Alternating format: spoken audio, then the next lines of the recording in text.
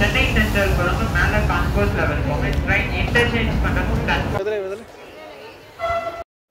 అందరికీ నమస్కారం. నా చిన్న వయసు 7-8 సంవత్సరాలు.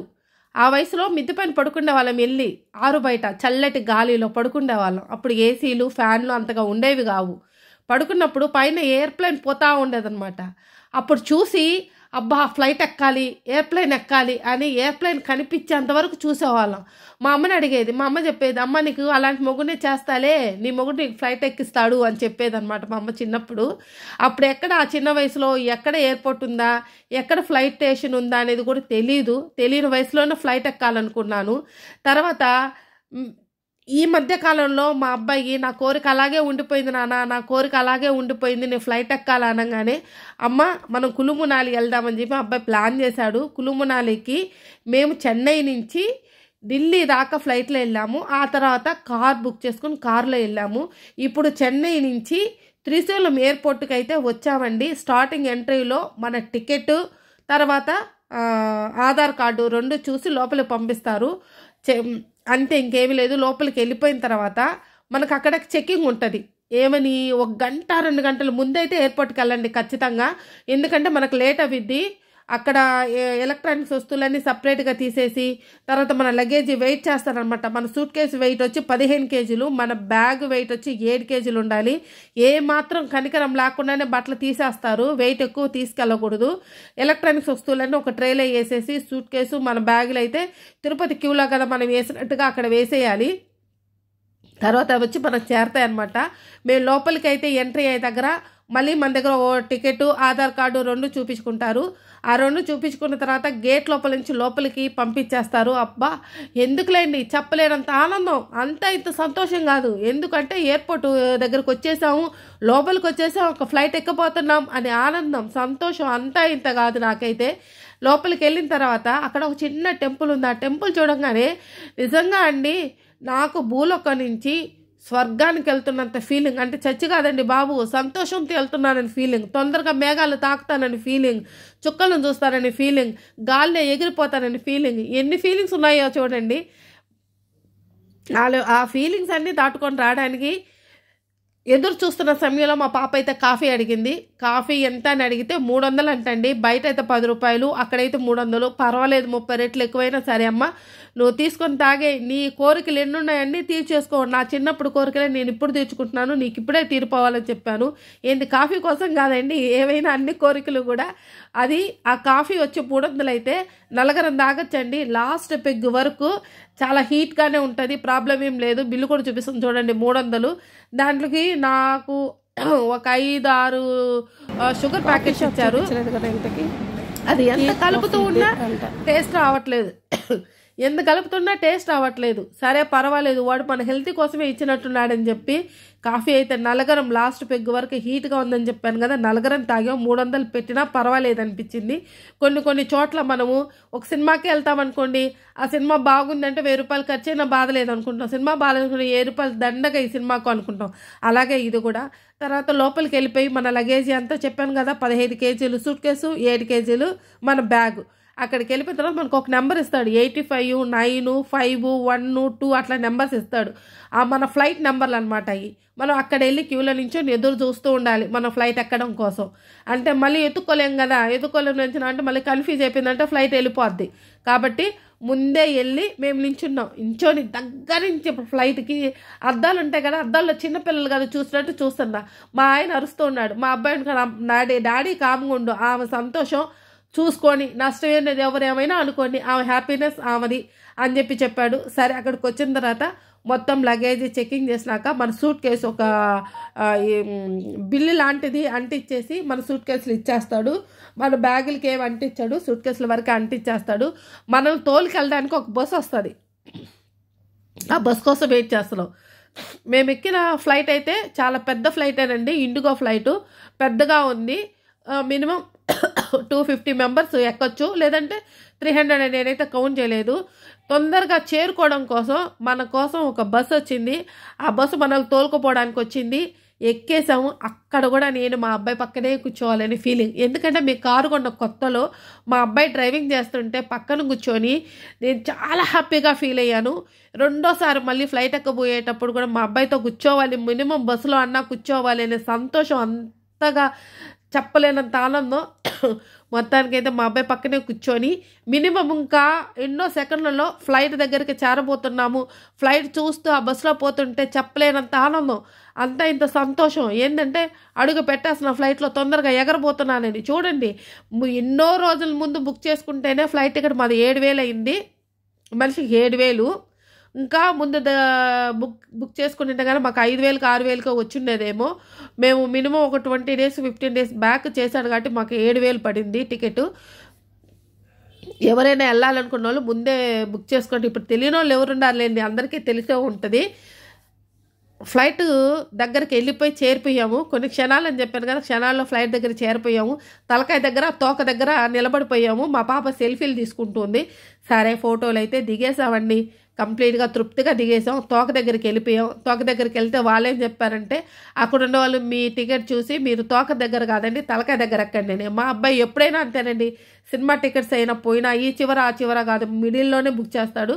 ఫ్లైట్ టికెట్ కూడా తలకాయ దగ్గర బుక్ చేస్తాడు. ఎందుకంటే పడిపోయినా మేము ముందే పోతాం, వెనక పడిపోయినా ముందే పోతాం. ఎట్లయినా కానీ ఎప్పుడు ఫ్రంటే ఉండాలని మా కోరిక, ఆలోచన. తర్వాత ఫ్లైట్ అయితే ఎక్కుతున్నాం. మా పాప, మా ఆయన, నా బిడ్డ మధ్యలో నేను వీడియో తీసుకుంటున్నా. మా అబ్బాయి అయితే నాకు ఎక్స్ప్లెయిన్ చేస్తూ ఉన్నాడు.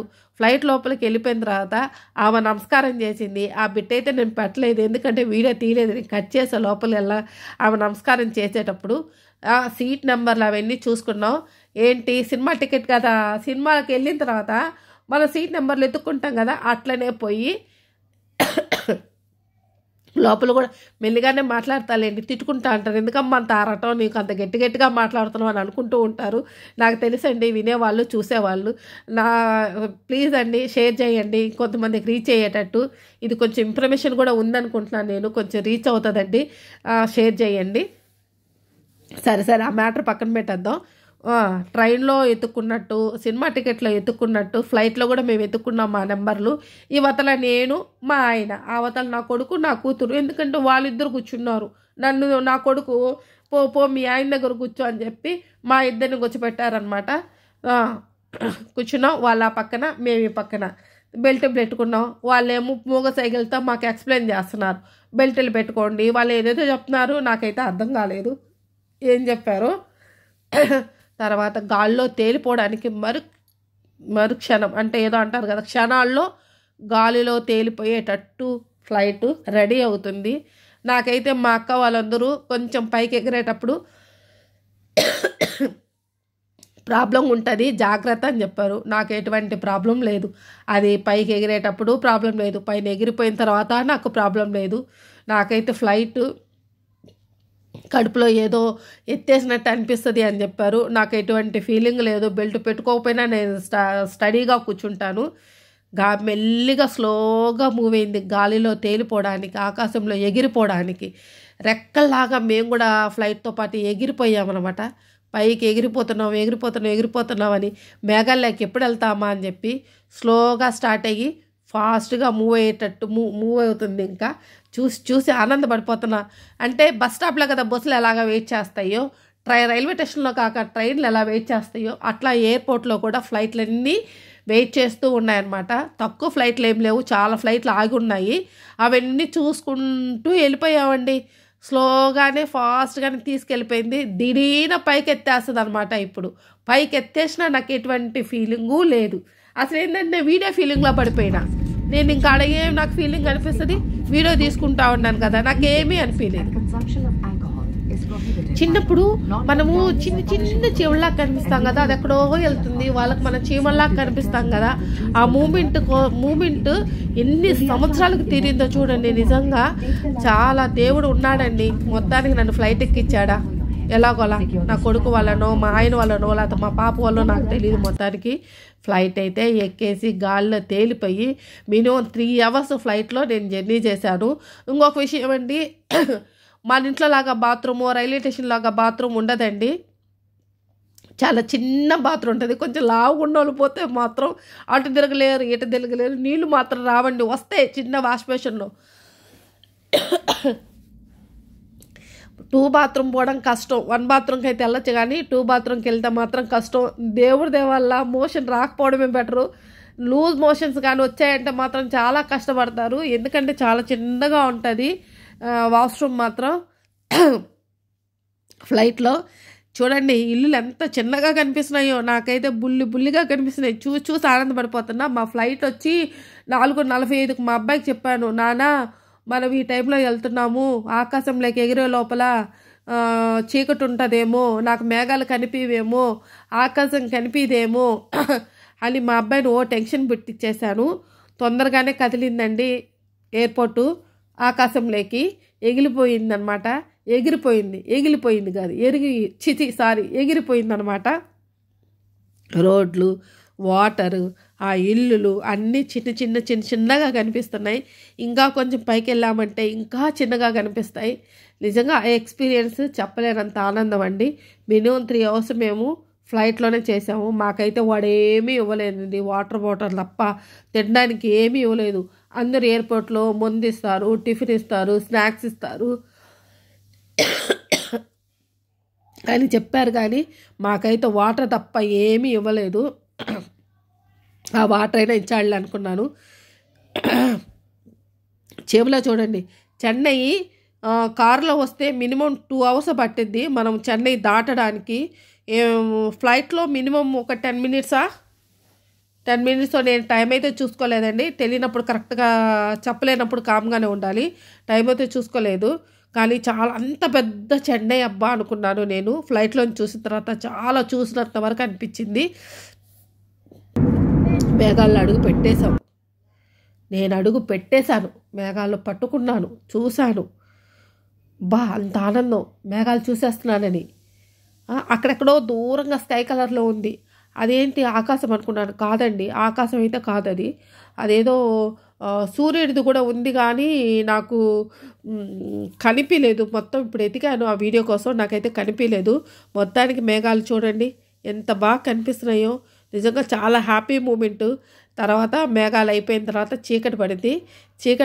ఆ మేఘాలంతా చూసేసానండి. మా అబ్బాయిని టెన్షన్ పుట్టించాను, కానీ నేనైతే మేఘాలు చూసేసాను. ఆ లైటింగ్ కూడా మీకు చూపిద్దామని లాస్ట్ ఫైనల్ అని చెప్పి తీశాను చిన్న వీడియో. చాలా బాగా చూసామండి. ఢిల్లీలో ఎయిర్పోర్ట్లో దిగేసి బయటకు వచ్చిన తర్వాత లగేజీ అంతా తీసుకున్నాము. మా అమ్మాయి థమ్స్అప్ తాగాలనింది, ఇంకా కొన్ని లగేజ్ అక్కడే ఉండిపోయింది, కొంచెం కలెక్ట్ చేసుకొని వచ్చుకున్నాము. బ్యాగులు అవి, సూట్ కేసులు కొన్ని, ఇంకో సూట్ కేసు రావాలి మాకు. ఆ సూట్ కేసు కోసం వెళ్దాం అనుకున్న సమయానికి థమ్స్అప్ తాగాలనింది. ఏదో సినిమాలో రంభ డబ్బులు పెట్టి ఒక బాటిల్ తీస్తుందనమాట, అలాగా మా పిల్లలు కూడా డబ్బులు పెట్టి బాటిల్ తీసి థమ్స్అప్ తాగుతున్నారు. అక్కడ చూడండి దాంట్లో డబ్బులు పెట్టారు, 100 రూపాయలు పెట్టడానికి ట్రై చేస్తున్నారు. లోపలికి వెళ్ళిపోయింది, ఏదో మొత్తానికి వెళ్ళింది, డబ్బులు వెళ్ళిపోయింది, బాటిల్ బైక్ వచ్చింది. నిజంగా డబ్బులు తీసేసుకొని దానికి ఇప్పుడు 50 రూపాయలు పెట్టామనుకోండి, 50 రూపాయల బాటిల్ వస్తుంది. 100 రూపాయలు పెట్టుకోండి, 100 రూపాయలు పెట్టామనుకోండి 100 రూపాయల బాటిల్, 100 రూపాయలు థమ్స్అప్, కోక్ ఎంతో ఉంది. అది చూసి అది మడత పెట్టి తీసుకుంటే ఫ్రీగా తీసుకొని మిగతా లగేజీ అయితే కంప్లీట్గా చేసేసుకొని బయట పడిపోయామండి. బయటకి మేమైతే ఊరు వెళ్తుంది. ఇప్పుడు ఢిల్లీలో దిగేసాం. ఢిల్లీ నుంచి మేము ఇప్పుడు కార్ బుక్ చేసుకున్నాము. కార్ దగ్గరికి పోవడానికి మాకు మినిమం ఇంకా 40 minutes టైం ఉంది.